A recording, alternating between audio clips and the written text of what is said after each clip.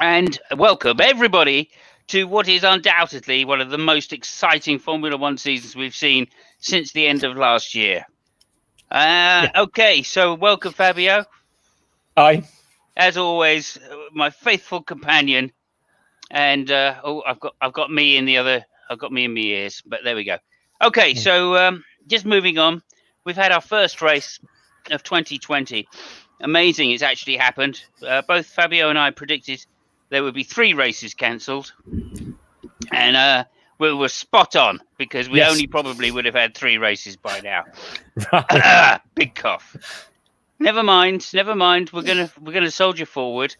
You don't need that many races to make a championship. So even if this is the last one next week, we'll call it a championship, and we'll get on with it.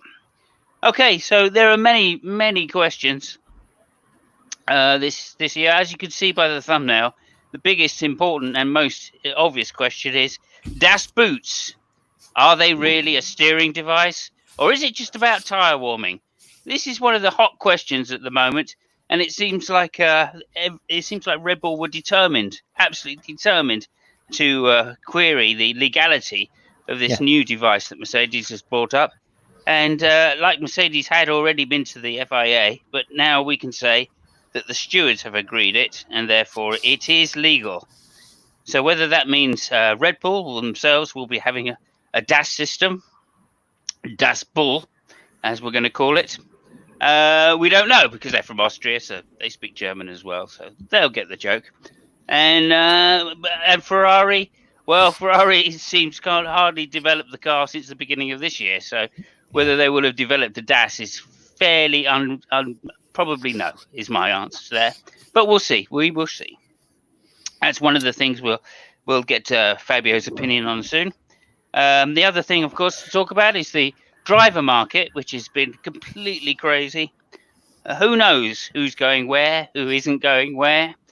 Where is who going? We don't know. Is who really going where? We don't know that either. So there are many questions in the driver market. Obviously, for me, Lewis, will he become 7 times world champion? We don't know. It's looking unlikely to start with, but he's a real fighter. Livery change for Mercedes. The livery change for Mercedes, a stunning livery change to all black from silver. Oh.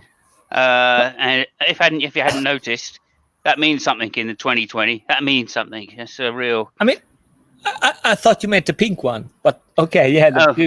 Black one. Okay. Yes, yeah. I liked somebody's comment somewhere on the internet that said they're looking forward to seeing whether the Pink Panther can beat the Black Panthers. Yeah. I thought that was a pretty fucking spot on. Yeah, but it's not going to happen, obviously. Black Panthers always win in the movies. Okay, so there's that. There's, of course, Verkrashen and his story. Can he get his first world championship?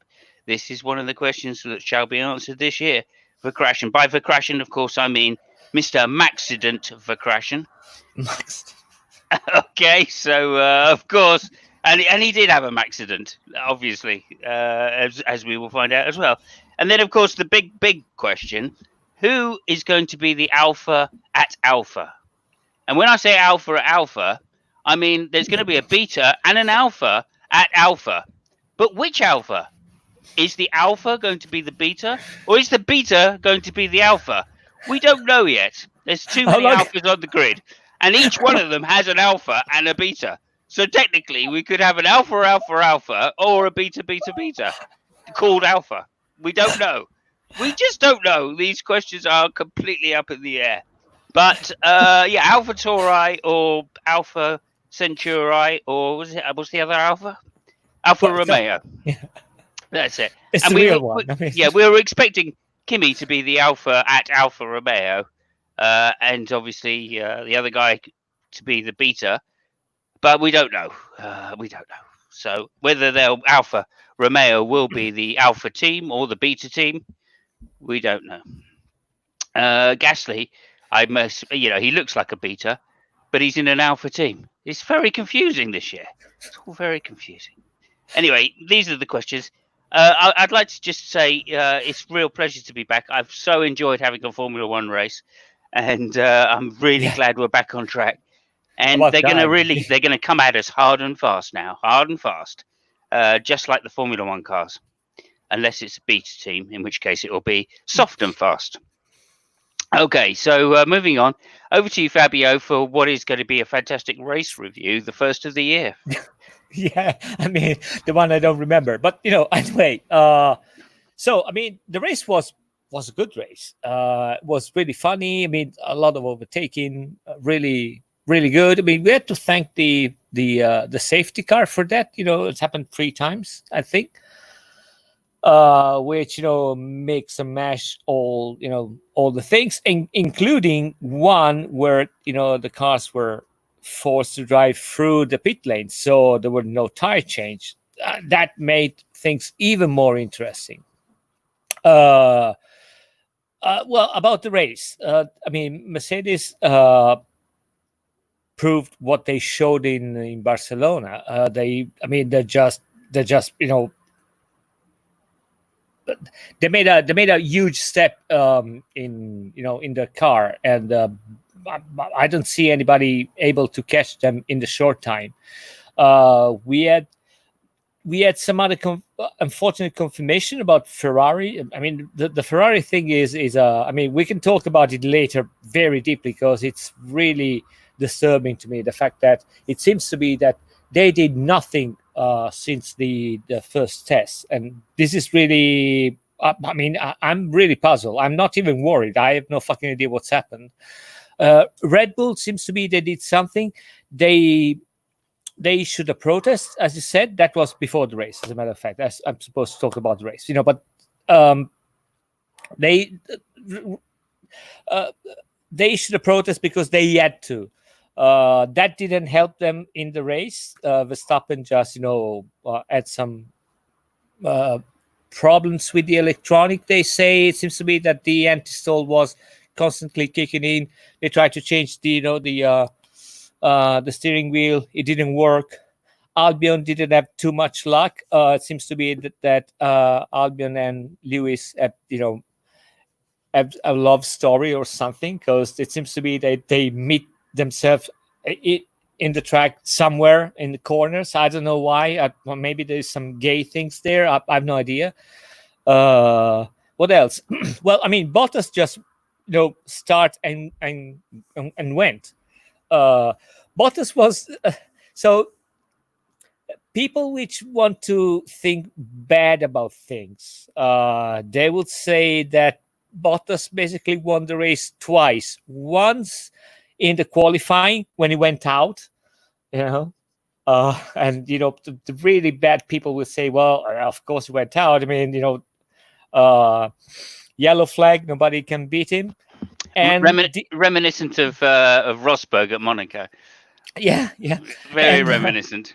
yeah, and the other time that he won the race was when he basically denied Lewis to be faster than him. Lewis got a 5-second penalty because of Albon, and he catched up on well, I was going to say on Rosberg, on Bottas,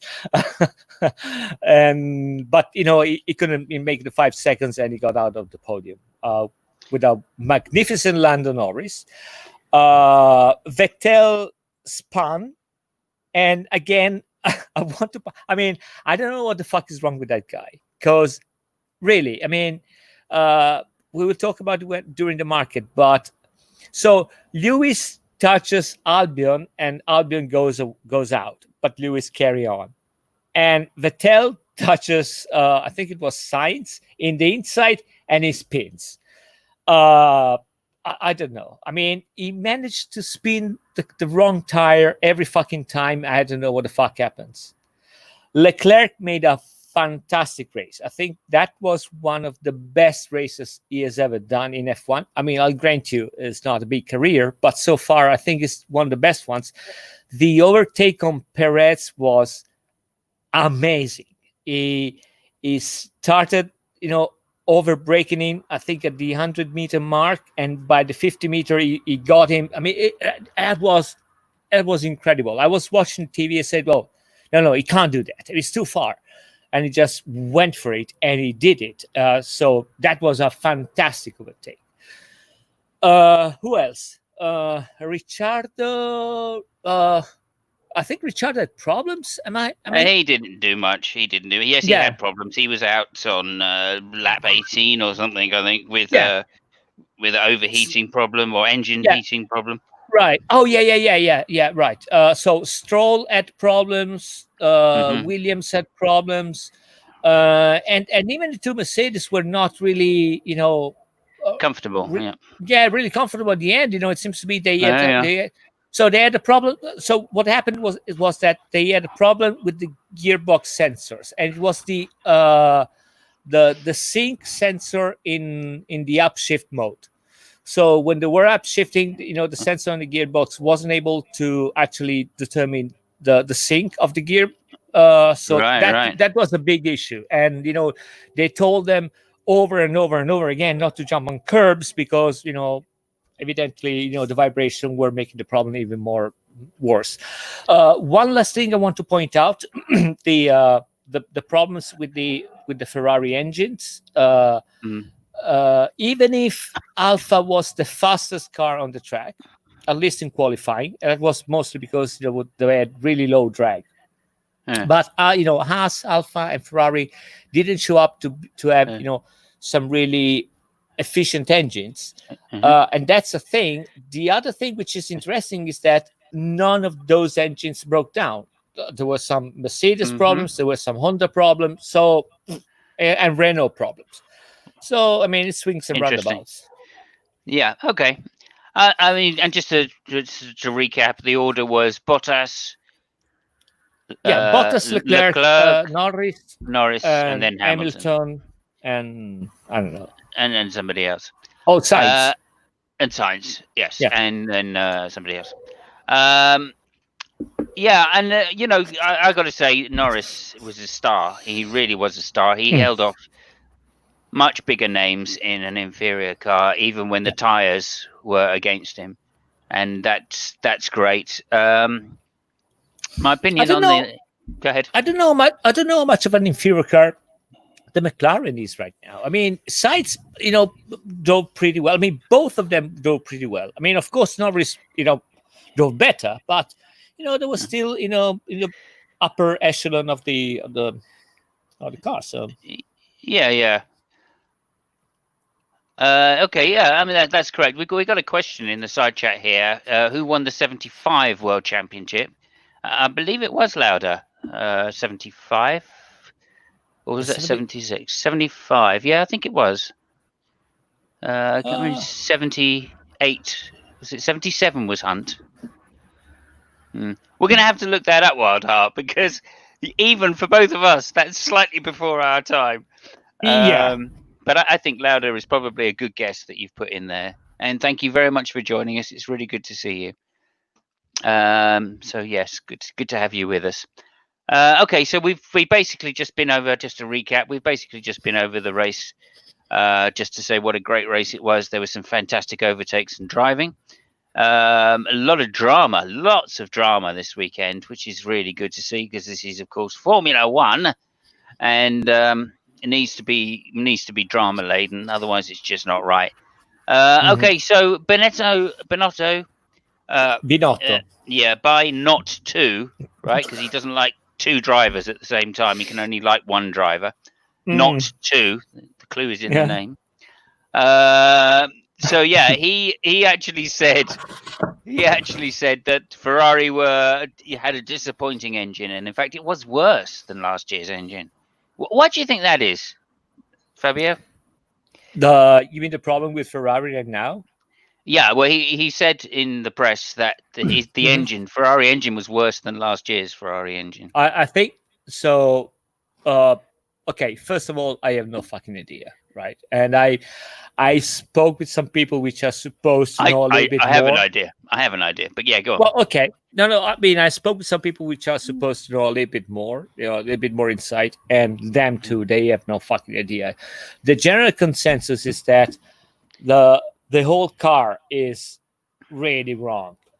they tried to they took last year car and they tried to develop some areas, but they just fucked it up completely. And right now, so from the people I spoke to, it seems to be that the problem is not just the engine. So that is an issue, but they have engine problems, they have aero problems, and they have chassis problems. They basically have problems all around, but the tires, which they don't do.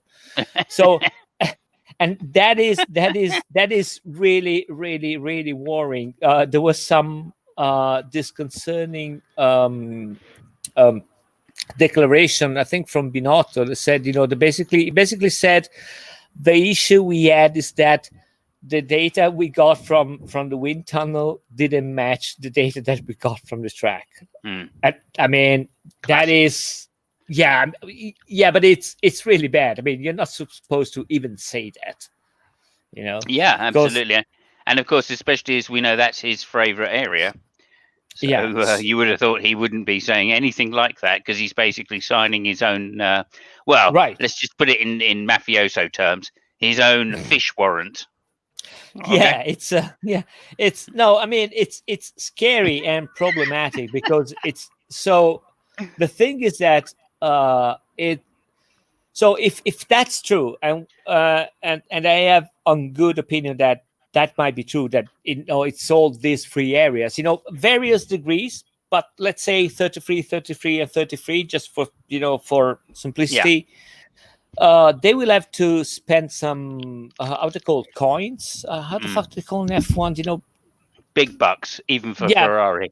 No, but it's not the problem with bucks. It's that in F1 you're allowed to make improvement on some areas, allocation points or something. Yes, so they will have to spend allocation point on those three areas, and and the thing is that when you have a car which is a second slower than your old car, it's a big problem because so everybody hopes that they will find that thing which gives them 1 second, but that never happens. Yeah. So it's gonna be painful, really painful. I wonder if they could just bring last year's car, roll that in, and go, okay, fuck this year's car. Let's just use last year's car. Yeah, I mean, they're not Force India, so I don't think they can. I'm sure they can. I think they do own the intellectual property rights for their own car. Maybe they have to. Maybe I don't know about the rules. Maybe they have to paint it pink, and then everybody just pretends. Well, that you can't tell. You can't tell if it's pink. Of course. Fair enough. Fair enough. Yeah. Okay. Yeah, I mean, again, I'm hugely disappointed because I really, really wanted to see. I thought with a higher downforce car, Vettel would be in his element, and the spin that he had, I don't think it was the same as the other spins. That's the other thing I'd say, because he locked up his tires on that corner, and that's why he hit Sainz. I don't think there was anything malicious, or he was. I don't even think he was trying to overtake. No, of course. I mean, I agree with you. I was just being fictitious. The thing that every time that he's inside and touches another car is the one which spins. Every other accident is the car which is outside which spins. But he managed to do that.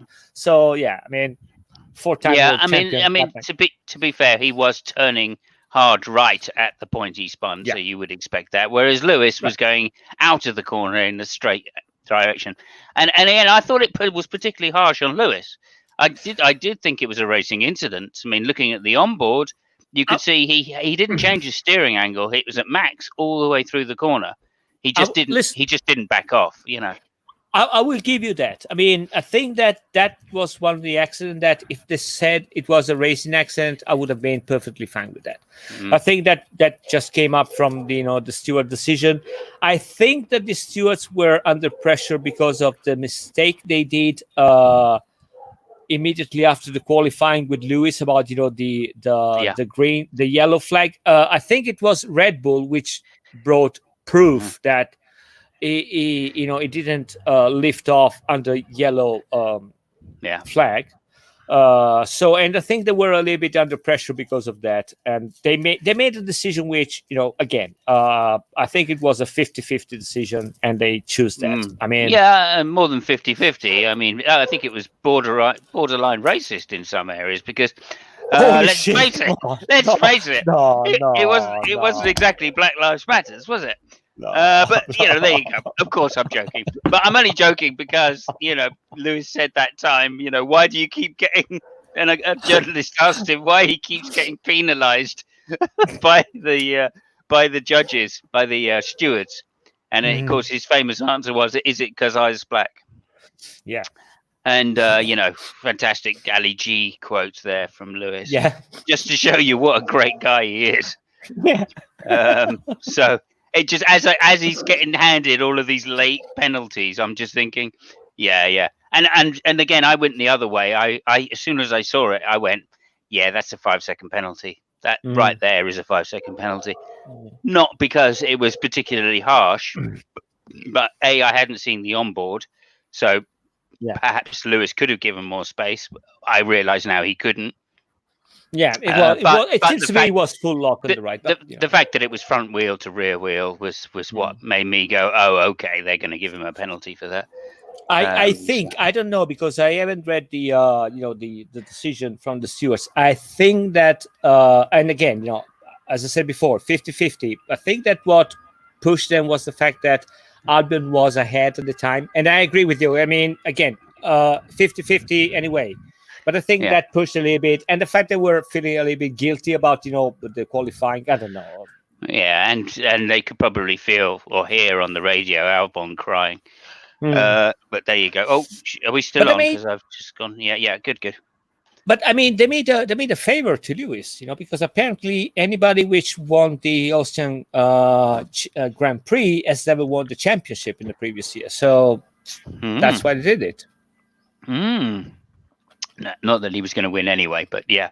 I get the point. I did think it was a bit cheeky of Bottas not to let Lewis pass and try and build somewhat of a gap, knowing that he could still win the race just following Lewis home. So listen, I thought that was a bit cheeky, really. And whether that is going to, continue to be a story in the season, because Lewis doesn't like those kind of tactics.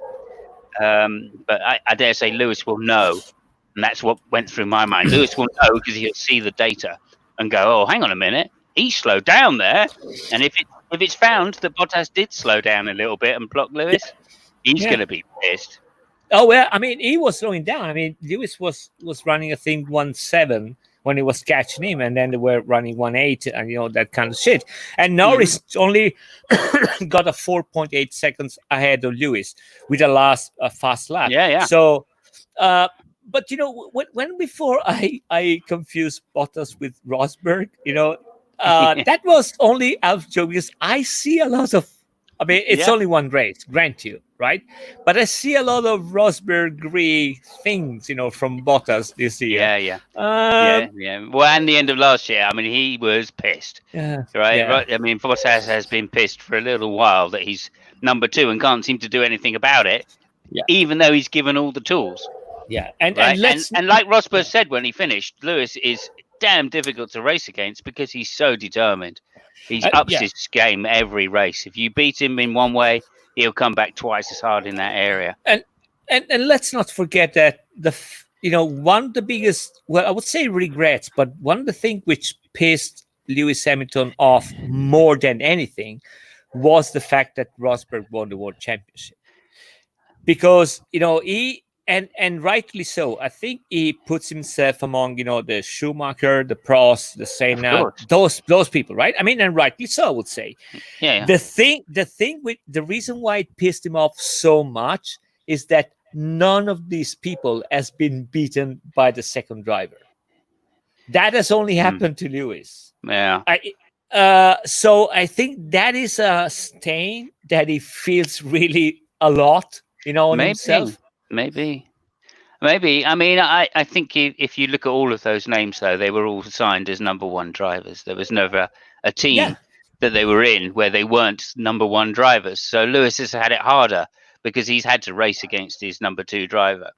for all of these years. And yeah, okay, we can argue maybe that early on Rosberg wasn't quite up to it, but then Rosberg was beating Schumacher.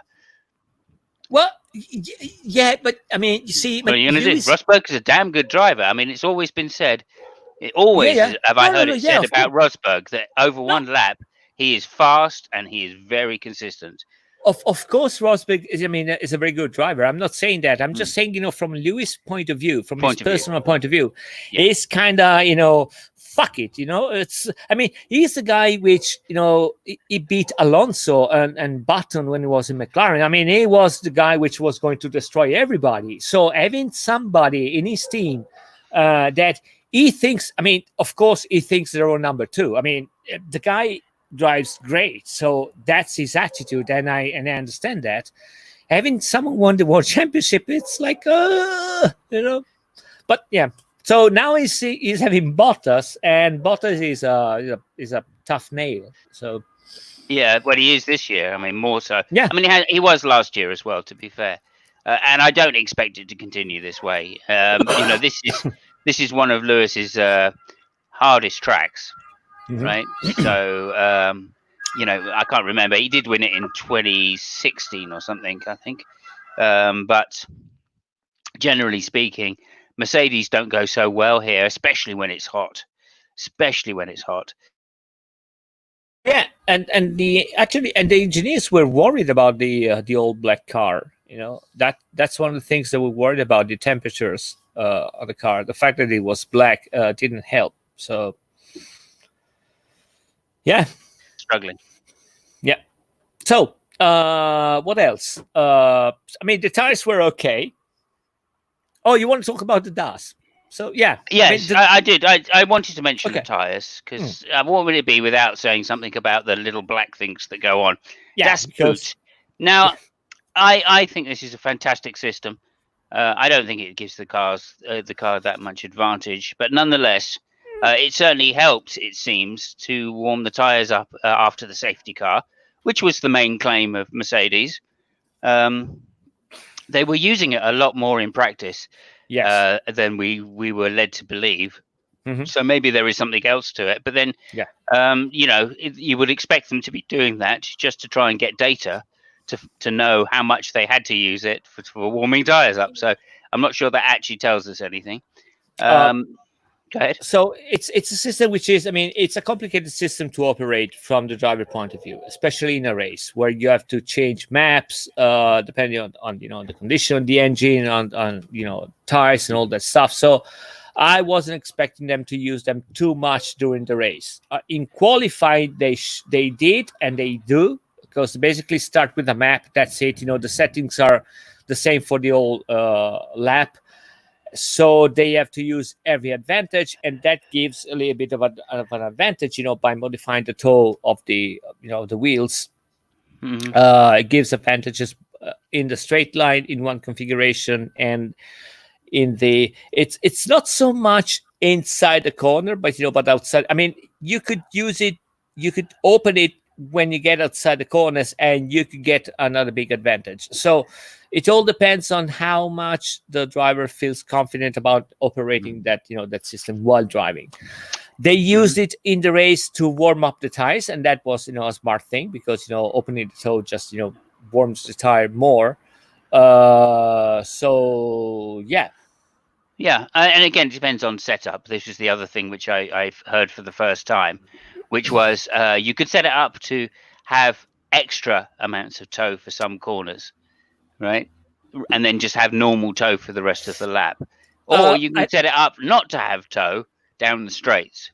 Yes. So there's a something I hadn't really considered before. I'd only thought of it as being something for the straights. Oh yeah, well you take the toe out down the straights and the car goes quicker, accelerates slightly quicker, and doesn't warm the tires up or doesn't wear the tires out down the straight. So good all round kind of thing. But actually no, you can do more than it with just that. Right. You could actually make an extreme toe change and just have it towing down the straight as you would normally have it anyway, and then have even more toe for the really tight corners. That was actually that was actually one of the points of the guy which found out first, on TV during the test about that thing. Is I think we talked about it. That was we did. it's Mario. no, Matteo Boppi. His name is Matteo. Yeah, he's a great commentator. He's a great commentator. He's a GT world champion, and he saw that. And the first thing he said, well, okay, they open during the straight, but the thing is that if they want to, and it again depends on the degree of confidence that you have in the system. Another good advantage is that you could open it while finishing the corner, and that will, give you another big advantage. It was really, really precise on pointing at all the various scenario, while that system can give you an advantage. And again, we're talking about hundreds of a second, but this is where this is what we're dealing with, right? I mean, it's a tenth of a second is a lot in Formula One. So I could quote you some Murray quotes there, but I won't, because could take forever for me to actually remember the correct quote. Anyway, but a tenth of a second, I can hear it in my head, Murray in my head as we speak. Okay, so I think that's basically the race. I mean, both Hasses out. Haas had the same problem on brakes. On the brakes. I don't know if it was. So I'm not sure if it was overheating or they had a massive problem with the calipers, because I haven't seen the first one, but the second one, there was a big puff of carbon from the front right wheel.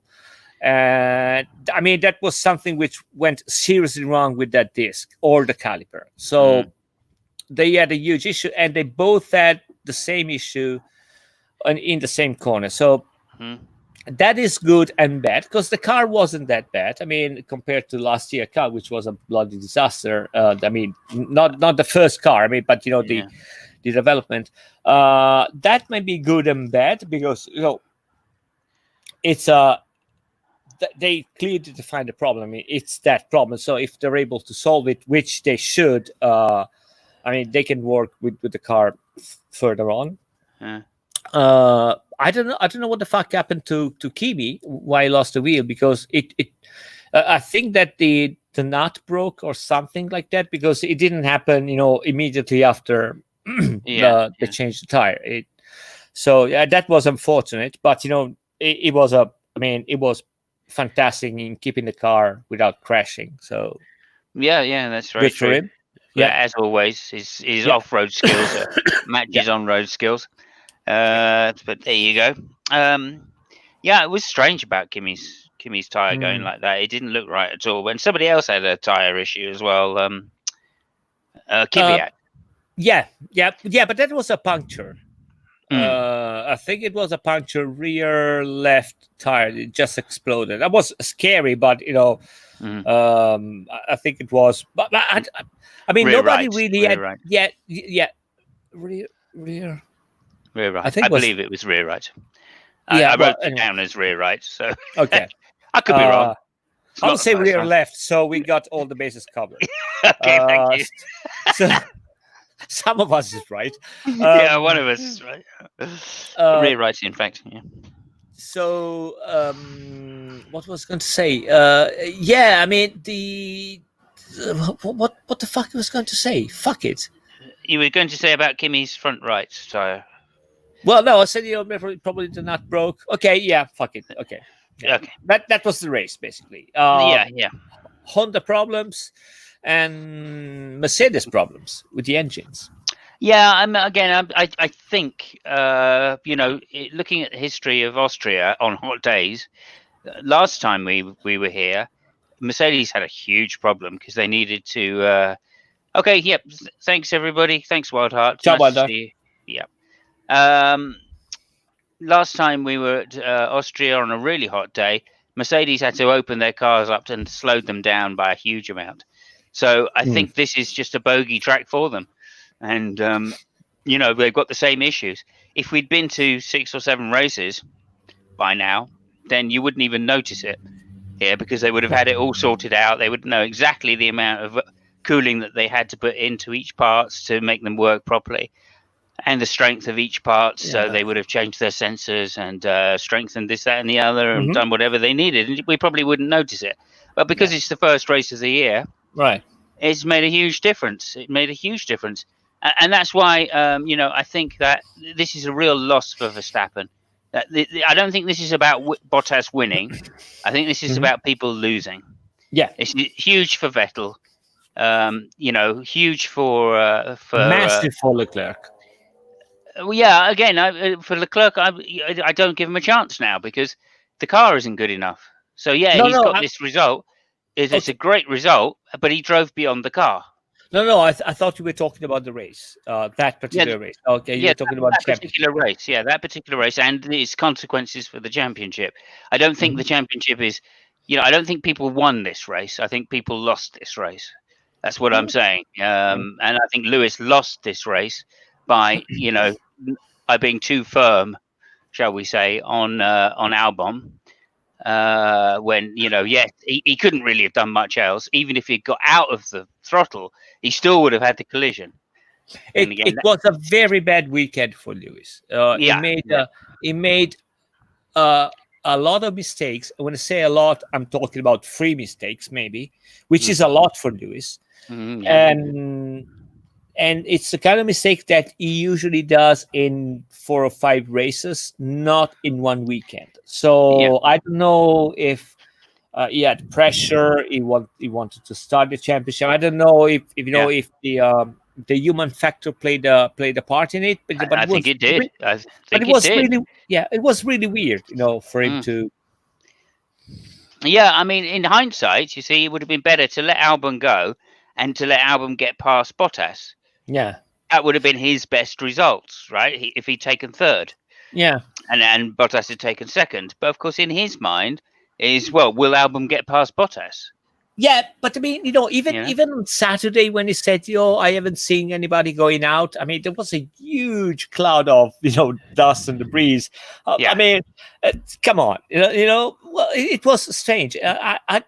It seems to me that he wasn't there 100%. So maybe I did find that strange. Although, again, if I think it all happened so quick because he was the next car along. He was thinking, right, I've got to assess the situation first. I'm not going to slow down until I've assessed it. Whereas, obviously, in hindsight, again, if he was kind of going full speed and then looked to see if there was a yellow and it flashes, he could have actually just glanced over midway through a flash. But they flash on the steering wheel too. Oh, does it? Okay. Yeah. So okay, but anyway, maybe you're right. Maybe you're right. But the other thing is that when he get on Bottas' tail, he didn't complain too much. He's usually the guy who complains a lot, and he did it. I was waiting for him to start whining and crying for 5 laps. And he did that. I said, what the fuck is wrong with the guy? Yeah. So maybe. Again, I was pissed off that Bottas didn't let him past. I thought, well, that's a bit fucking cheeky, I mean, nobody asked him, so fuck it. Yeah, well, we don't know, do we? We haven't got the radio, so we don't know. Well, all radio are open, so I think if that communication went through, it would have been on TV. Yeah, maybe not. I'm not convinced about that. Well, maybe. So actually, Toto said something about it. That they thought about saying that, but they were not really sure about the 5 seconds and how. Well, I mean that was Toto saying that. Yeah, right. That's bullshit. Yeah. Well, I know it's bullshit, but that's as much bullshit as I just gave you about the yellow flag. Listen, man. I'm not saying that bullshit. So it's Toto bullshit. So you have to take it with the guy, right? Fair enough. Yeah. Okay, that's great. That's really good. Okay, so I mean, it's going to prove to be an exciting season, whichever way now, because Lewis didn't just run and hide off in the distance, and all his competitors fell out.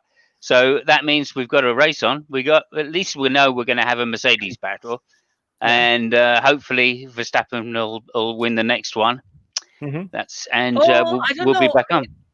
I mean, it seems to be that the next one there's going to be rain involved. So, Oh, fantastic! oh, yeah, Oh yes, that's yeah. Lewis. Come on, Lewis. The weather forecast gives rain on Sunday. Okay. Hey, So, that I did not know, and that sounds really good because I really don't want to yeah, have one of these hot fucking, hot fucking Austria. yeah, And Austria is a really good track for drying. The yeah, changeable conditions of the track make it very exciting, and it really does bring out the driver's skill. Where you know they're going to be on dry tires on some parts on a wet track, so yeah. that is going to be really good. I hope Vettel will get it together. I was really annoyed. I thought when he dropped out of Q2, I thought, oh well, he's 11th. That's perfect. That means they're all going to be starting on the yellow, Yeah. on the red tires, and he'll get the yellow tires. Mhm. That's going to be perfect. But Mhm. it just didn't seem to make any difference for the Ferrari, No. and that's fucking disappointing. I'll say that Yeah, much. it's a. I mean, right now it's a terrible car, and Mhm. Vettel suffers the car more than Leclerc right now. Yeah, Because yeah. of the Although, driving style, yeah, and all that yeah. shit. So it seems to be that he's suffering the car way more than Charles. So Mm. yeah. And talking about Oh dear. Vettel, do you want to talk about the drivers' market? Yes, that's not exactly a thing. So Vettel obviously has been dropped by Ferrari for next year in what I Yeah. consider to be a shock move. That you should fire a 4 times world champion, like without giving him the chance to even work for you for next to nothing. So It's just again, is it another mistake by Ferrari to do this because they could have got him cheap?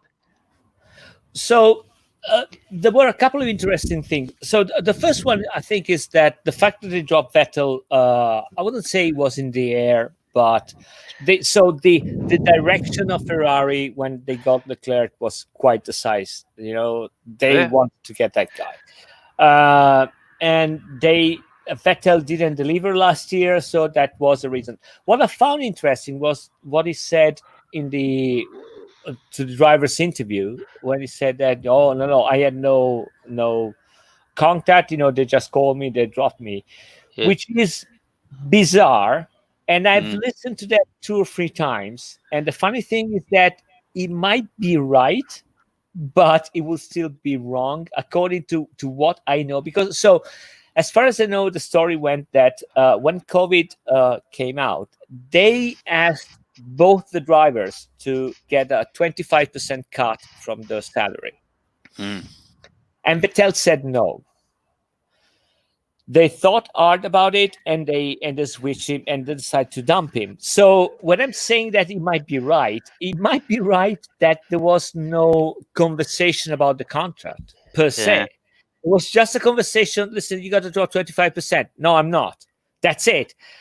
So apparently for that, I mean, for Mm. Ferrari, that was part of the conversation, which wasn't for Vettel. I don't know. I mean, but there was something fishy about it. So Okay, that does sound like some kind of semantic argument, and I no, wouldn't put I it know, past. yeah, I wouldn't put it past Vettel to make that kind of yeah, thing, and I yeah. wouldn't put it past Ferrari to kind of say, ah, well, technically we didn't offer him a contract, or technically we did offer him a contract because we said So, if we sign yeah, you, we want you to, you know. right. Yeah, And Vettel could go, well, if what do you mean if you sign me? You know yeah, what I mean? That's a load of bollocks straight away.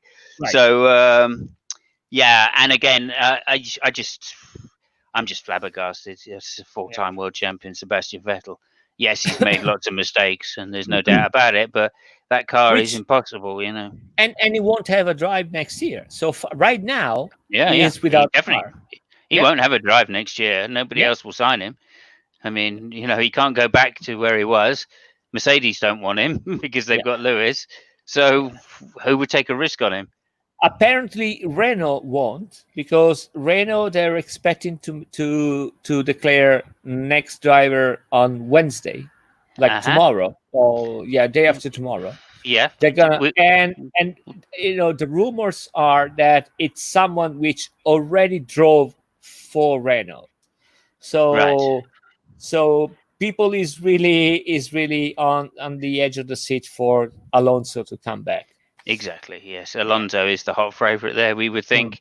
And Alonso has proven himself over the time he's been away to be quick in any kind of car. Yeah, but you know? I mean, listen, this is, what was from Dennis? Hype. Oh, This could be hype. Mark my words right now. Yeah. I mean, Alonso is a really fast driver, which has destroyed every team he's been into. Yeah. Nobody wants him even on a photograph by the desk, right? So it's big bolts from Renault, but that might be either the beginning, like the Phoenix Rising, or just the destruction, Nagasaki and Hiroshima. That might be a nuclear bomb on Renault. Although again, if you want to win and you want somebody to outperform your car, then and it looks like they might need it. Right, so the rumor I heard is he might even come in this year and replace Ocon if Ocon doesn't get off with a flyer. Oh no! They might just dump Ricciardo. Ricciardo, yeah. Because Ocon is really tied, because of Toto Wolff and Mercedes, and don't forget that Ocon was supposed to be on Renault last year. Yes, you're correct. Actually, yes, my mistake. So of course, Ricciardo is off to McLaren next year to replace Sainz, who's off to Ferrari next year to replace Vettel, who is off to IndyCar on vacation. Yeah, he's off to IndyCar or something like that. I don't know. Something like that. Right. But okay. And welcome to Truth Speller. I've just seen a thing come up there. I guess that's about Sebastian Vettel, one who does not work but believes himself, who justifies the ungodly. His faith is credited as righteousness. And that's exactly what Vettel must be feeling. That's exactly what Vettel must be feeling right now. He probably feels as righteous as, but unfortunately, he's got no job. Yeah. So he's not working. But there you go. We will see what happens there. Thank you very much, Truth Speller. That's a timely intervene. Yes, timely. Almost a miracle, one might say. Yeah. Okay, so that's great. I think that's just about it, though, for this week. I'm fascinated. I'm going to go out on who do you think is the Alpha and who do you think is the Beta team out of Alpha Tauri and Alfa Romeo. Well, they're both better teams. I don't see none. Yeah, but out of the two of them, one of them has got to be the Alpha. Listen, there are reasons why I would say Alfa Romeo. Of course there are. I mean, listen, I can tell you at least 3 reasons why. Yeah. Okay. Well, actually, I can tell you. 3. I mean, the first one is the name, right? Yeah. So that goes without saying. The second is Kimi. Right? Of course, is a reason. Yeah. And the third one is actually Giovinazzi. He got a point last Sunday. He got 9. Wow. So kudos to the guy. Yeah, very impressive. Is that his first point? No. He got another point last year in Austria, by the way. Oh, well, there you go. And we got another race in Austria, so that's great. At least we can say Giovinazzi is not pointless. No, so that's got to be a bonus for Alfa Romeo. 2 points now. Yeah. Okay. And on that note, I'm going to say thank you very much. No. What? Sorry, one more thing. Final lap. Go on. Yeah, sorry, because I have to say that. Yeah. I am super excited and super stoked that the F1 will more than probably go on one of the best circuits in the whole fucking world this year, which is my home. It's my home circuit. But apparently they will have the 1000 Ferrari Grand Prix or whatever the fuck. I mean, they will race in Mugello. Mugello, of course it is. Mugello is a hell of a track. It really is. Yeah. You can read from people which drove there. From Kimi, from Mark Webber, Vettel. All the people which drove there. They are stoked by how beautiful the circuit. It's an old circuit. There are corners that you don't find it anymore. There are at least 3 places where if you have balls, you can overtake. And worst case scenario, there is a place and a half where you can easily overtake. They have one of the best straight ever. I mean, the motorcycles got there at 340 kilometers an hour with the motorcycle. Wow, that's so 210 miles an hour for those in America. for the one which they got with the wrong system.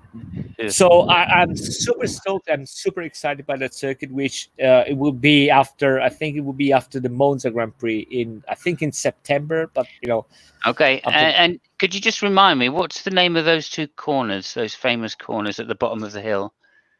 Oh, so there are two uphill corners, which the people which drove. I mean, I drove there, but not that fast.